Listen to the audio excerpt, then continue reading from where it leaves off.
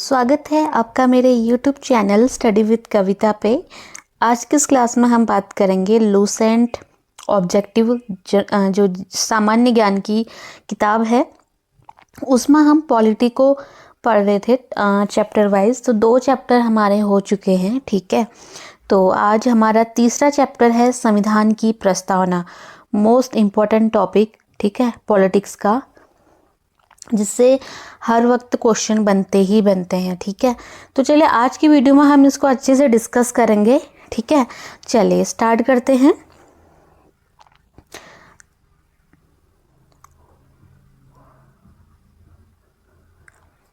हमारा पहला प्रश्न है प्रस्तावना का, भारतीय संविधान के किस भाग को उसकी आत्मा की आख्या प्रदान की गई है, ठीक है।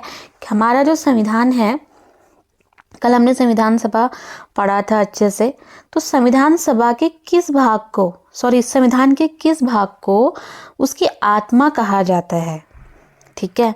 तो संविधान में मैंने बताया था आपके हमारे कर्तव्य लिखे गए हैं, अनुच्छेद हैं, आर्टिकल हैं, अधिकार हैं, नीति डीपीएसपी हैं और प्रस्तावना भी है, ठीक है।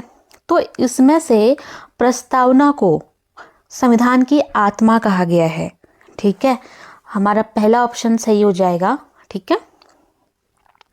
नेक्स्ट क्वेश्चन है, संविधान निर्माताओं ने किस पर विशेष ध्यान दिया, ठीक है। तो संविधान बनाने वाले थे, उन लोगों ने सर्वाधिक ध्यान किस पे दिया पूछ रहा है, प्रस्तावना पर, मूल कर्तव्य पर, मौलिक अधिकार पर या फिर नीति निर्देशक तत्व पर। तो जो प्रस्तावना थी, इसको बनाने पे लेके काफी उन्होंने विशेष ध्यान दिया था। नेक्स्ट प्रश्न है, भारत में जनप्रिय संप्रभुता है क्योंकि भारत के संविधान की प्रस्तावना शुरू होती है इन शब्दों से, ठीक है। एक बार अब ऐसे तो सबने पढ़ा होगा प्रस्तावना, तो प्रस्तावना का एक बार अच्छे से पढ़ना, उसमें कौन कौन से वर्ड दिए गए हैं। तो जब हम प्रस्तावना को पढ़ते हैं तो सबसे पहले स्टार्टिंग कहाँ से होती है, we are the people of, ठीक है, यानी कि हम भारत के लोग, यहाँ से शुरू होता है, ठीक है।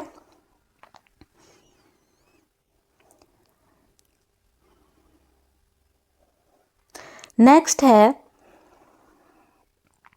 भारत को गणतंत्र क्यों कहा जाता है, मोस्ट इंपॉर्टेंट, क्यों कहा जाता है भारत को गणतंत्र।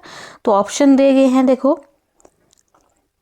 इसके विधानमंडलों की अधिकतम संख्या जनता द्वारा प्रत्यक्ष चुनी जाती है, या फिर यह राज्यों का एक संघ है, या भारतीय नागरिक मूलभूत अधिकारों का उपयोग करती है, या फिर यहाँ राज्य का प्रमुख निर्धारित अवधि के लिए निर्वाचित होता है। जो हमारा देश है यानी कि इंडिया, यहाँ पे कोई भी जो शासन प्रमुख होता है वो परमानेंट नहीं चुना जाता है, ठीक है। गणतंत्र नहीं, किसी एक का ही शासन हमेशा नहीं रहेगा, तो उसकी एक निश्चित अवधि होती है, जैसे 5 साल तक होती है, ठीक है।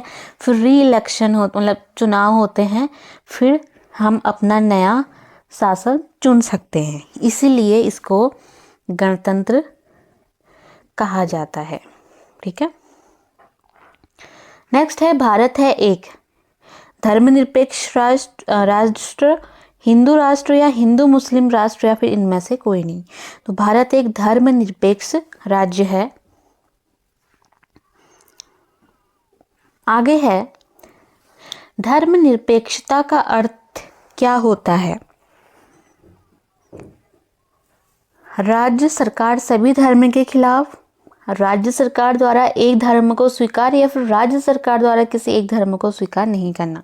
हमारा देश किसी एक स्पेशल धर्म को स्वीकार नहीं करता है, ना किसी हिंदू के पक्ष में रहता है, ना मुस्लिम, ना सिख, ना ईसाई, ये सभी धर्मों को बराबर मानता है, ठीक है ना। इसलिए इसको सभी धर्म को धर्म निरपेक्ष है, किसी एक धर्म को एक्सेप्ट नहीं करता है इंडिया, ठीक है।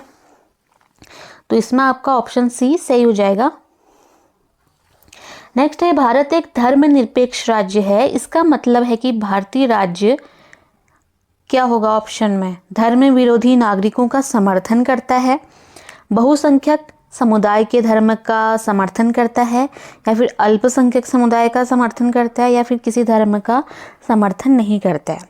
तो भारत धर्मनिरपेक्ष राज्य है क्योंकि यह किसी भी धर्म को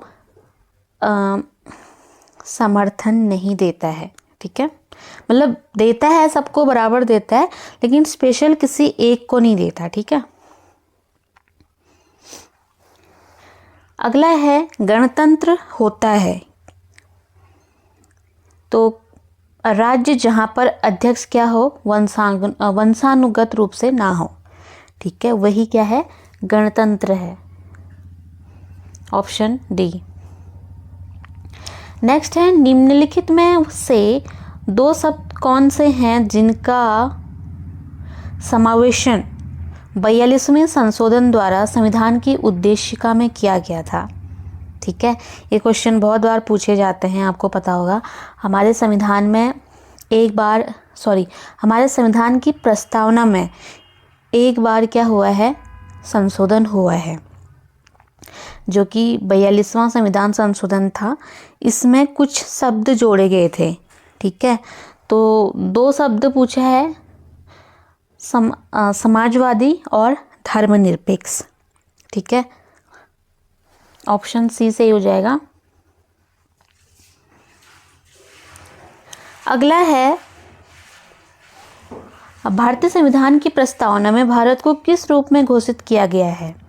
तो भारत को एक प्रभुत्व संपन्न, समाजवादी, धर्मनिरपेक्ष और प्रजातांत्रिक गणराज्य के रूप में घोषित किया गया है।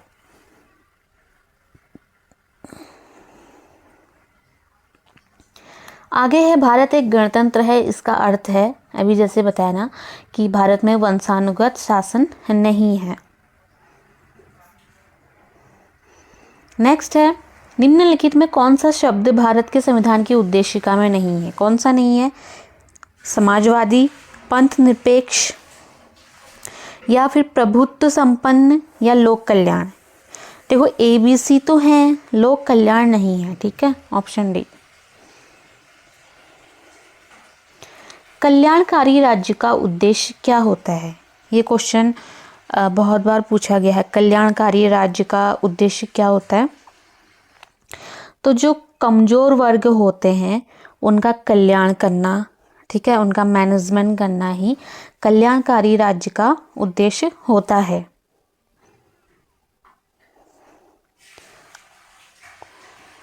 आगे है भारत को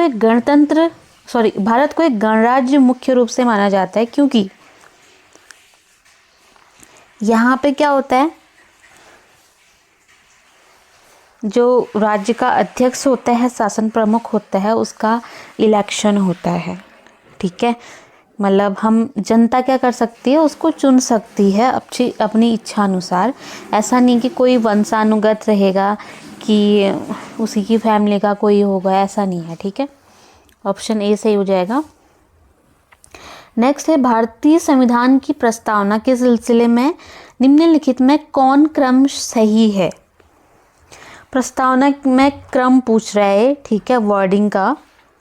तो सबसे पहले आता है आपका सार्वभौम, सत्ता संपन्न, फिर आता है समाजवादी, फिर आता है धर्मनिरपेक्ष, फिर आता है गणतंत्र। ठीक है, ऑप्शन डी।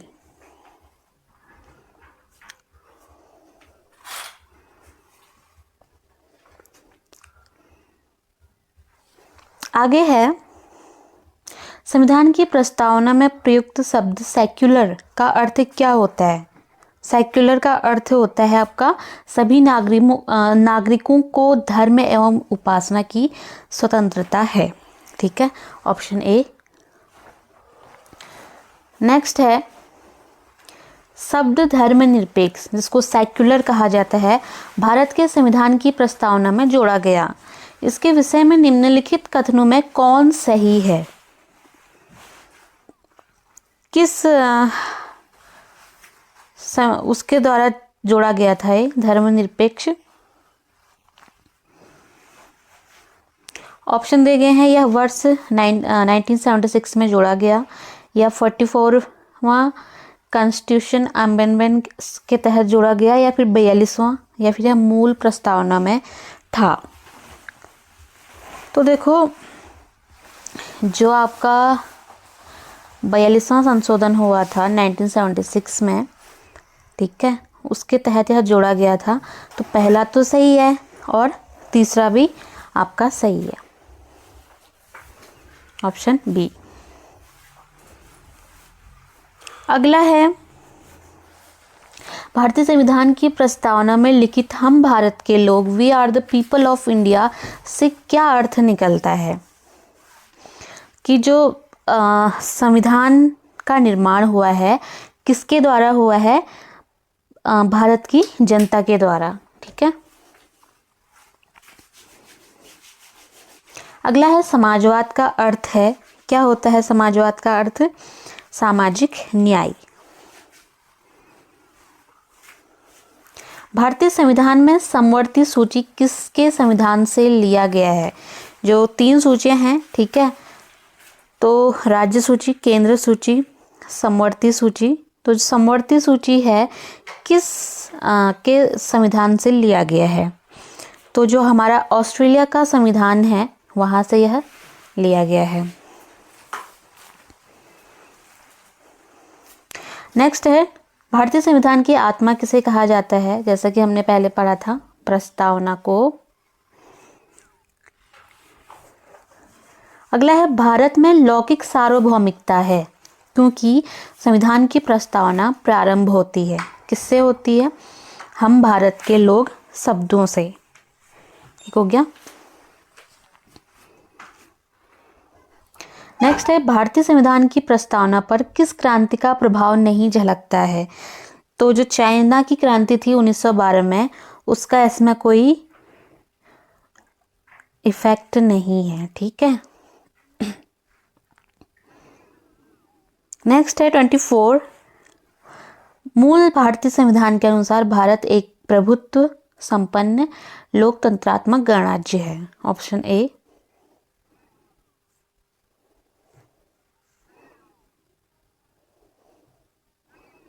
अगला है, भारत के अंतर्गत लोकतंत्र के आदर्शों को हम कहाँ देख सकते हैं? आदर्शों को, ठीक है,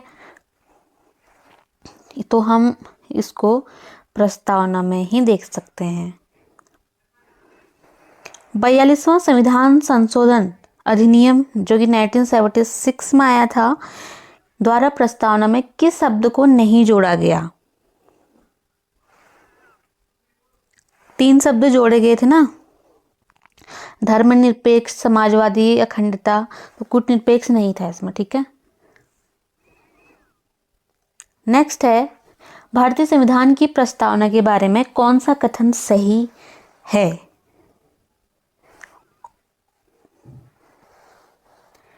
समाजवादी धर्मनिरपेक्ष शब्द 1950 में लागू संविधान के अंग थे। उक्त शब्द 1976 में संशोधन द्वारा जोड़े गए थे, ठीक है, ये सही रहेगा आपका।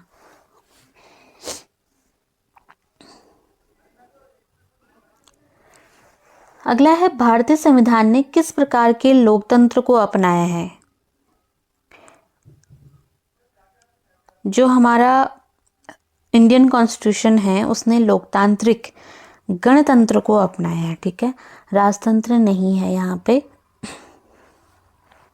अगला है, भारतीय संविधान की प्रस्तावना में वर्णित लोकतंत्र को किस रूप में स्वीकारा गया है? तो राजनीतिक, आर्थिक और सामाजिक, तीनों, ठीक है। अगला है, भारतीय संविधान की प्रस्तावना के अनुसार भारत के शासन की सर्वोच्च सत्ता किसमें निहित होती है? जनता में, ऑप्शन ए। नेक्स्ट है, भारत की संप्रभुता संपन्न एकता तथा अखंडता को अक्षुण्ण बनाए रखने तथा उसकी रक्षा करने का प्रावधान किसमें किया गया है? ऑब्वियसली प्रस्तावना में, ठीक है। आगे है, भारतीय संविधान की प्रस्तावना में जिन आदर्शों एवं उद्देश्यों की रूपरेखा दी गई है उनकी व्याख्या की गई है। उनके आगे किस में व्याख्या की गई है? एक तो प्रस्तावना में है, फिर उसके बाद कभी इसका जिक्र हुआ है किसी चीज में, वो पूछ रहे हैं। तो हमारे मूल अधिकार में भी इनका व्याख्या है, डीपीएस भी उसमें भी है और मूल कर्तव्य में भी है। ठीक है, तो सी आपका सही हो जाएगा। नेक्स्ट है, संविधान सभा में प्रस्तुत उद्देश्य प्रस्ताव में अभिव्यक्ति विचार को भारतीय संविधान के किस भाग में पूर्णतः शामिल किया गया था? ठीक है, उद्देश्य प्रस्ताव में जो अभिव्यक्ति विचार था उसको किस में शामिल किया गया है? तो उसको प्रस्तावना में ही ऐड किया गया है। नेक्स्ट है, भारतीय संविधान की प्रस्तावना से क्या स्पष्ट नहीं होता है? तो जो संविधान को लागू करने की तिथि है वो इसमें स्पष्ट नहीं है। अगला है, निम्नलिखित में से किन उद्देश्यों को भारतीय संविधान उद्घोषित नहीं करता है? ठीक है, तो जो अंतर्राष्ट्रीय शांति है और सुरक्षा की अभिवृद्धि है वो इसमें शामिल नहीं है। ठीक है,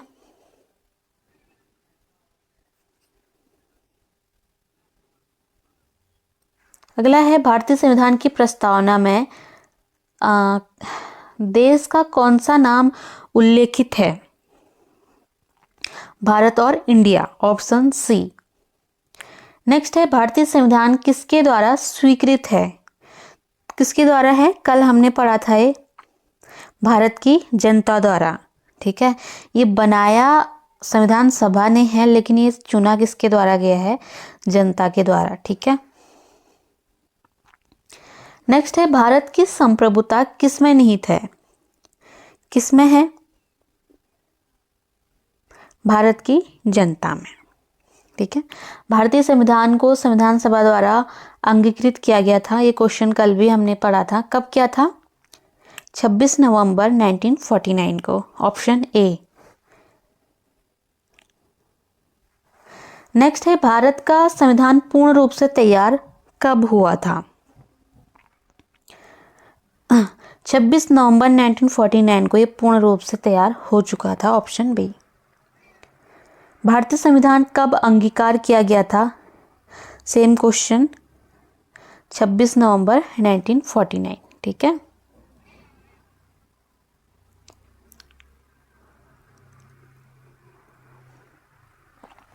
अगला है, निम्नलिखित में किस तिथि को भारतीय संविधान लागू किया गया था? कब किया गया था? यह आपको पता होना चाहिए, 26 जनवरी 1950 को लागू किया गया था। ठीक है, ऑप्शन ए। किस वर्ष भारत एक प्रभुत्व संपन्न प्रजातांत्रिक गणराज्य बना था? 1950 में। इसलिए जो 26 जनवरी की डेट है उस दिन हम क्या मनाते हैं? गणतंत्र दिवस। संविधान के उद्देशिका यानी प्रस्तावना, इसको उद्देशिका भी बोला जाता है। ठीक है, इसमें कितनी बार संशोधन किया गया है? काफी अच्छा प्रश्न है, सिर्फ एक बार। ठीक है, 42वां संविधान संशोधन 1976। आगे है, प्रस्तावना में प्रथम संशोधन कब हुआ था? 1976 में। आगे है, संविधान की प्रस्तावना सभी भारतीय नागरिकों को निम्न में कौन सा एक उपलब्ध कराने के लिए वादा नहीं करती है? ठीक है, सामाजिक न्याय करती है, राजनीतिक न्याय भी करती है, विचार की स्वतंत्रता भी करती है, लेकिन पूजा की समानता नहीं करती। ऑप्शन डी इसमें सही हो जाएगा। ठीक है, 26 नवंबर 1949 को अंगीकृत भारतीय संविधान की प्रस्तावना में शब्द सम्मिलित नहीं थे। ठीक है, यानी कि जब ये बन के तैयार हुआ उस टाइम पे कौन से इसमें शब्द नहीं थे वो पूछ रहा है, घुमा फिरा के पूछा है। तो कौन से नहीं थे?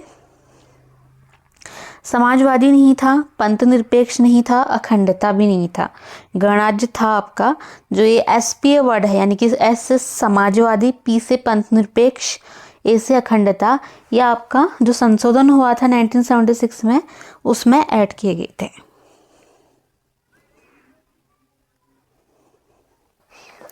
नेक्स्ट है, संविधान की उद्देशिका के संबंध में निम्न स्थानों पर विचार करिए और दिए गए कोट की सहायता से बताइए कि इनमें से कौन सही है।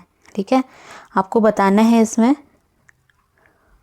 पंडित नेहरू द्वारा प्रस्तुत ऑब्जेक्टिव प्रस्ताव अंततोगत्वा उद्देशिका बना। ठीक है, इसकी प्रकृति न्याय योग्य नहीं है, ये भी ठीक है। इसका संशोधन नहीं किया जा सकता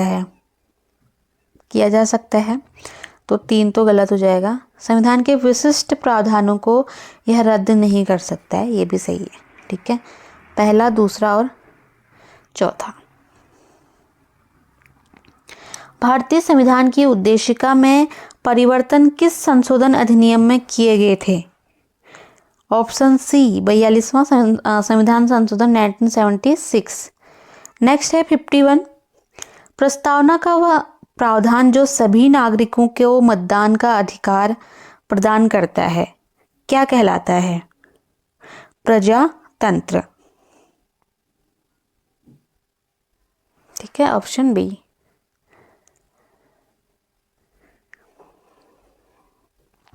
नेक्स्ट है भारत के संविधान की प्रस्तावना में समाजवादी और धर्मनिरपेक्ष शब्दों को किस संशोधन द्वारा जोड़ा गया था? Option B. भारतीय संविधान लागू हुआ था कब से? 26 जनवरी 1950 से। 42वां संशोधन द्वारा प्रस्तावना में निम्नलिखित में कौन सा शब्द जोड़ा गया था? लोकतांत्रिक, या फिर न्याय, समाजवाद, या फिर राजनीतिक? कौन सा जोड़ा गया था?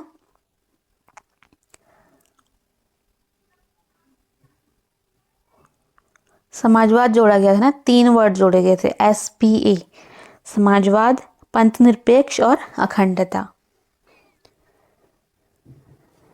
आगे है भारतीय संविधान के किस भाग में स्पष्ट रूप से घोषणा की गई है कि भारत एक धर्मनिरपेक्ष राज्य है? संविधान की प्रस्तावना में।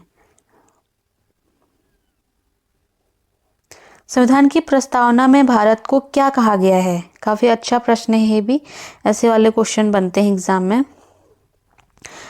देखो अच्छे से देखना। सर्वसत्ताधारी, समाजवादी, धर्मनिरपेक्ष, लोकतांत्रिक, गणराज्य। ठीक है, भारतीय संविधान का प्राधिकार स्रोत क्या है? भारत के लोग। ठीक है, तो ये रहा आपका जो प्रस्तावना है उससे संबंधित जो भी क्वेश्चन बनते थे वो इसमें हैं, उसको हमने अच्छे से डिस्कस करा। ठीक है, फिर कल हम दूसरा टॉपिक पढ़ेंगे, भारत के संविधान की विशेषताएं। ठीक है, ये आपके सिलेबस में भी है। तो चलिए आज की क्लास में इतना ही।